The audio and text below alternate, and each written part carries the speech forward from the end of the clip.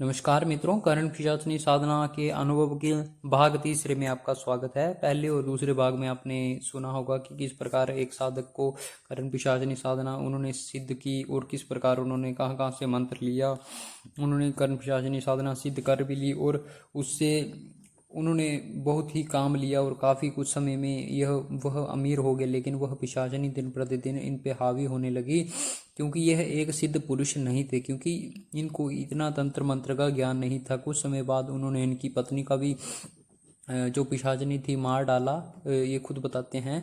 तो फिर एक दिन ये खुद बताते हैं कि अगले एक दिन एक इनकी मम्मी माँ हैं, वो इनके पास आई शहर में। तो वह इनके साथ रात को रुकी होने, तो उनको रात को लग गया था पता कि इसके साथ कुछ ना कुछ गड़बड़ है, कि इसके साथ कोई ना कोई या तो रहता है या तो अन्य नकारात्मक शक्ति है जो कि इस पर काफ़ी हावी है। तो वह बताते हैं कि इनकी मम्मी ने इनका चेहरा भी देखा था, वो भी काला काफ़ी पीला पड़ गया था और वे हमेशा वैराग्य को ज़्यादा रहते थे, किसी से मिलना जुलना नहीं। यह चीज़ें उनको बहुत अच्छी लगती थी। तो ये चीज़ें देखकर इनकी जो माँ है वो काफ़ी परेशान हो गई थी। वो वापस गांव में चले गए थे और गांव में इनके एक सिद्ध पंडित थे, उनसे इनकी माता जी ने इनके बारे में पूछा कि ऐसी ऐसी बात है, मेरा पुत्र काफ़ी अमीर हो गया है, पर लेकिन मेरे को कुछ गड़बड़ लगती है और ऐसा ऐसा जो भी है। तो उनकी माता जी को जो पंडित हैं उन्होंने बताया है कि तेरे जो पुत्र है उसने कर्ण पिशाचनी, एक पिशाचनी होती है, शक्ति है, सिद्ध शक्ति है, जो कि काफ़ी चीज़ों को बिना बिना किसी को देखे ही सब कुछ बतला देती है और अन्य प्रकार की क्रियाओं करने में पूरी समर्थ है। तो उसके चंगुल में तेरा बेटा फंसा है। अगर उसके चंगुल में अगर तेरा बेटा नहीं कुछ समय तक नहीं हटा, या उसके साय से कुछ समय तक नहीं हटा, तो वह पिशाचनी तेरे पुत्र को भी खा जाएगी और उसकी आत्मा को अपनी गुलाम बना के रखेगी। तो यह चीज़ें सुनकर जो एक माँ थी उसका तो हृदय होता ही है बच्चे का कि कुछ उसकी हानि ना हो जाओ। तो इनकी जो माँ हैं तो वो काफ़ी परेशान हो गई थी और उनकी माँ ने उन पंडित से इनके हल इस जो दुविधा था उसका पूरा हल पूछा। तो उन्होंने बताया, पंडित जी ने उन पंडित जी ने इनको बोला कि सबसे पहले जितना भी पैसा और जितनी जो जो चीज़ें इस पिशाचनी के थ्रू तेरे बेटे ने कमाई हैं उन सभी को इसको छोड़ना होगा। दूसरा सबसे बड़ा इन्होंने एक पेज पर इनको कुछ लिख कर दिया, वह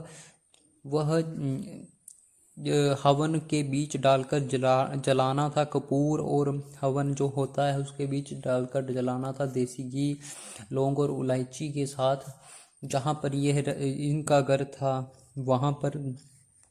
और तीसरा यह कि उस घर को छोड़ छाड़ के सब इसको गांव में निवास करना था, तभी इस इनकी जो किसी प्रकार से मुक्ति होगी तभी होगी, वरना काफ़ी इनको परेशानी आएगी। वह पिशाचनी इनको कहीं का नहीं छोड़ेगी, क्योंकि जो नकारात्मक शक्ति होती हैं उनका काम ही होता है कि नकारात्मक फैलाए, ना कि कुछ पॉजिटिव चीज़ें लेके आए। तो यह चीज़ें इनकी माता जी थी, उनको पंडित जी ने दे रखी थी और पंडित जी ने एक तावीज़ भी दिया था इनकी माता जी को, जो कि इनको हवन जलाने के बाद अपने पुत्र के गले में जल्द से जल्द डालना था, ताकि उस पिशाचनी का साया अगर बाद में पड़ भी जाए तो पिशाचनी कुछ ज़्यादा दुष्प्रभाव उनके पुत्र को ना दे सके। तो ये खुद बताते हैं कि इनकी जो माता जी हैं 2-3 दिन बाद फिर वापस शहर में इनके घर आई। तो अब मेरे को 1-2 महीने हो गए थे, मैं किसी के साथ बात नहीं कर रहा था, ना ही किसी के साथ ज़्यादा बोलचाल कर रहा था। मेरे को वैराग्य ही बहुत अच्छा लग रहा था। मेरा मन कर रहा था कि मैं सोए रहूं और शराब और अन्य नशों में घूम रहूं, क्योंकि मेरे पास काफ़ी पैसा भी था उस समय। तो ये खुद बताते हैं। लेकिन इनकी माँ एकदम से इनके घर आ पड़ी शहर में, जहाँ पर ये अकेले रहते थे।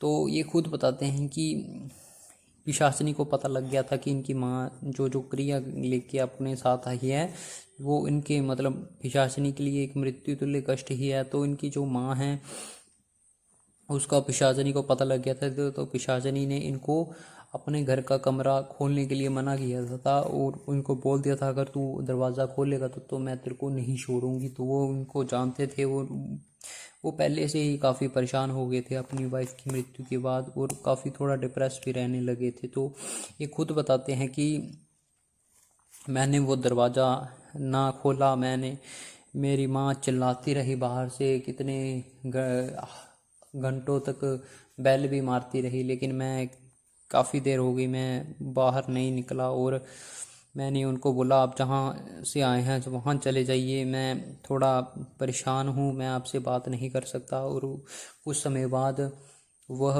वहाँ पर इनके पिताजी भी उनकी माताजी के साथ आए तो इनके पिताजी ने कांच जो खिड़की होती है वहाँ तोड़ा और उसके अंदर इन्होंने हवन फेंका। हवन के ऊपर थोड़े कपूर जला के फेंक दी और उसके ऊपर पर्ची भी फेंक दी। वो जो जंतर उन पंडित जी ने दिया था वहाँ पे काफ़ी आग जलने लगी।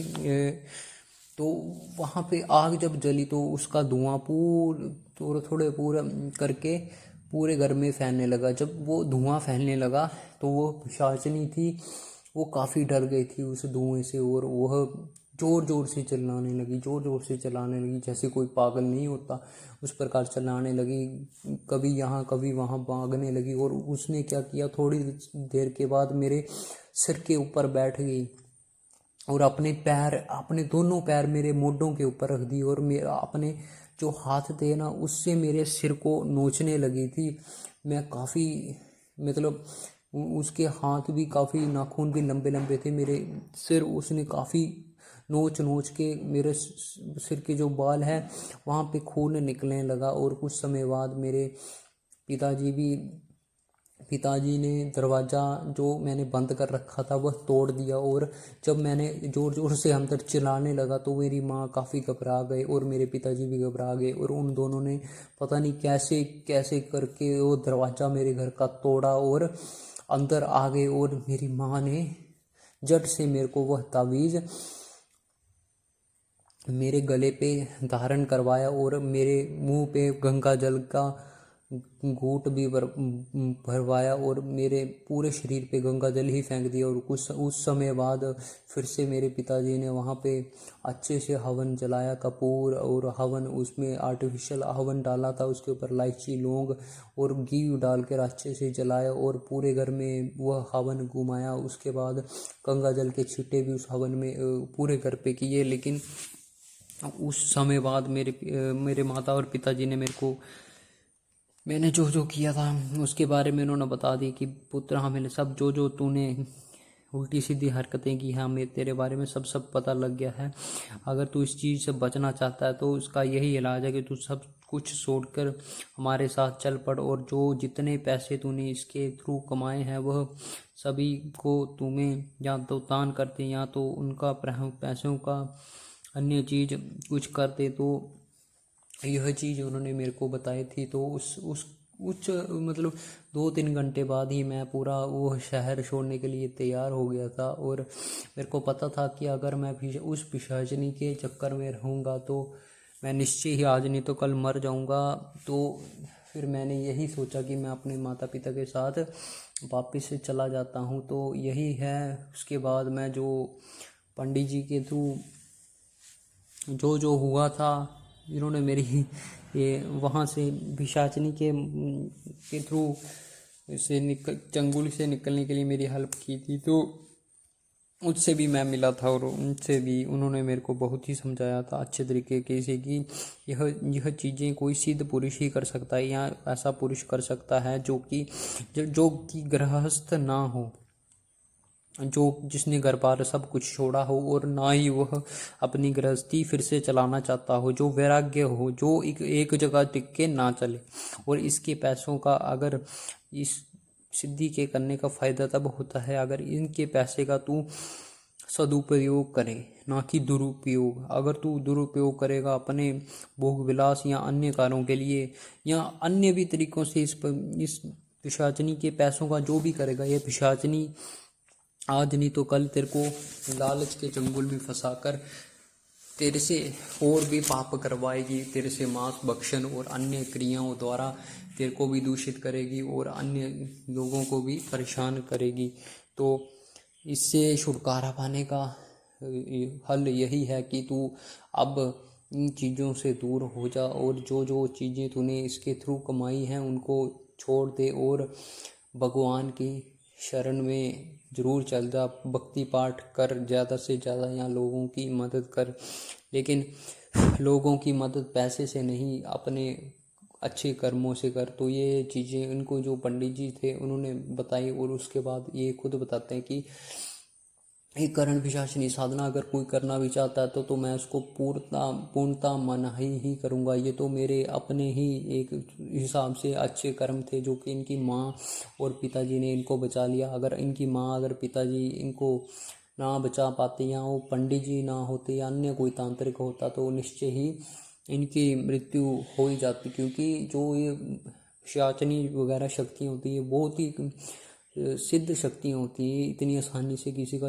पीछा भी नहीं छोड़ती। ये खुद बताते हैं कि कुछ समय बाद भी इनको वे पिशाचिनी सपनों वगैरह में भी आती रहती थी और कई बार तो इनको ऐसे भी आभास होता था कि वह पिशाचिनी इनके बिस्तर के अगल बगल में ही है, जिस प्रकार पहले होता था। लेकिन धीरे धीरे उस पिशाचिनी का प्रभाव कम होने लगा, क्योंकि यह प्रभु भक्ति और अन्य दान पुण्य करने लगे और फिर से इन्होंने जो कि अब इनकी पुरानी लाइफ थी वो शुरू कर दी। और जो भी इनका जो इन्होंने उस पिशाचिनी के थ्रू पैसे के थ्रू कमाया था, इन्होंने क्या किया, कपड़े वगैरह जो भी थे ये बताते हैं, जो कि फिजिकल थिंग्स जैसे जो भी थी उन्होंने पानी में बहा दी थी। और बाकी जो जो पैसा था वह भी ये बताते हैं कि इन्होंने किसी को मतलब गुप्त दान दे दिया था। ये खुद बताते हैं, क्योंकि इनको पता था कि अगर मैं वो पैसा फिर से रखूँगा या किसी प्रकार अन्य लालच करूँगा तो